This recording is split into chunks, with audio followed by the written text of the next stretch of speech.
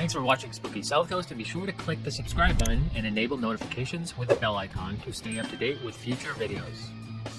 When you see the hand moving up and down, like to a specific length, like I'm trying to keep it clean because we're on the radio. So then we're down in the basement. And you know that when we're in the basement of the Murdock-Whitney House, and anybody that's investigated with me knows I love to turn every device off, sit in the dark.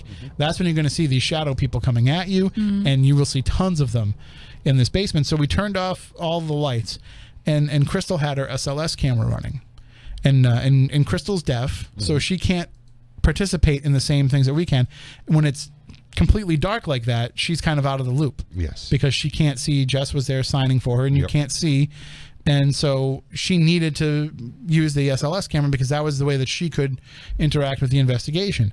So I just thought to move her to a different area would help so that the light wouldn't be blocking everybody else. Plus, we had heard earlier in that night, there's one little section of the Murdock-Whitney basement where there's a wooden ramp that leads up to a doorway. And we had heard something on that ramp earlier in the night. So I said, that's a great place to go set up that SLS camera because maybe we'll see something walking on the ramp.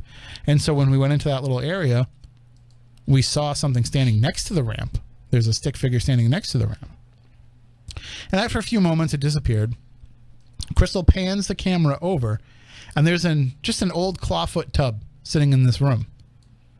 But when she pans over to the tub, there's a stick figure sitting in the tub, just kind of relaxing, and it looks like it's taking a bath.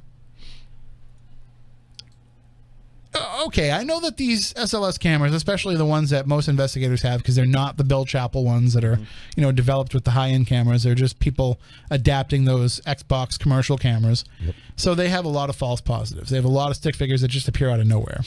But when I'm seeing stick figures that are actually interacting with the environment, like the one playing the instruments and tapping its time with the music that somebody else is playing, or when I see one lounging in a tub, literally lounging in a tub, I'm thinking to myself, there's got to be something to this. So as we're sitting there watching this thing lounging in the tub, it just casually takes its left hand and starts washing its nether regions. And it gets a little bit more intense with it. And you can tell by the way that the stick figure is mapped and the way that it's articulating, you can tell what it's doing. You can tell that it is... How can I put this in a way that's appropriate for the radio? Let's just say the hand movements and the arm movements are consistent with what we thought was going on. That's a nice way to put it.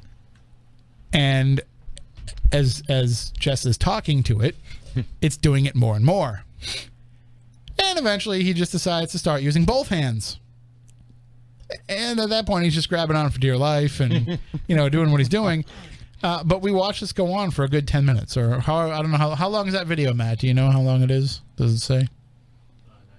Yeah, so basically 10 minutes. Yeah, 10 minutes of watching this ghost play with himself. Yeah, and so you can check that out on our YouTube channel. But is definitely one of the weirdest things that I've ever seen on an investigation, and I don't know. I just don't know if we should.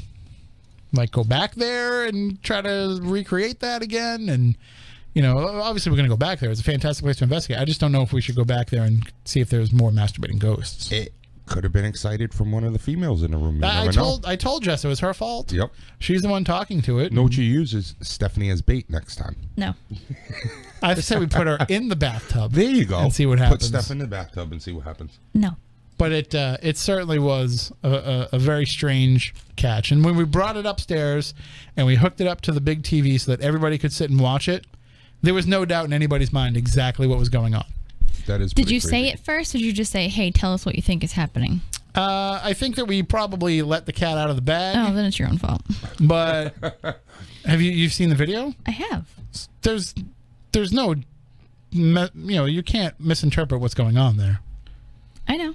When you see the hand moving up and down, like to a specific length, like I'm trying to keep it clean because we're on the radio, but right. I'm just saying that some people might not see it that way. You got to let people make their own decisions. I think that I don't know.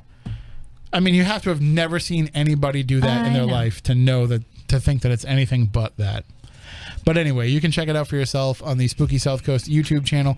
I also wrote a story about it on SpookySouthCoast.com, so you can read about it and check it out for yourself. And maybe you can give us an idea of what else it could possibly be that isn't that. So at least we feel a little bit better about it. But I don't think you're going to be able to.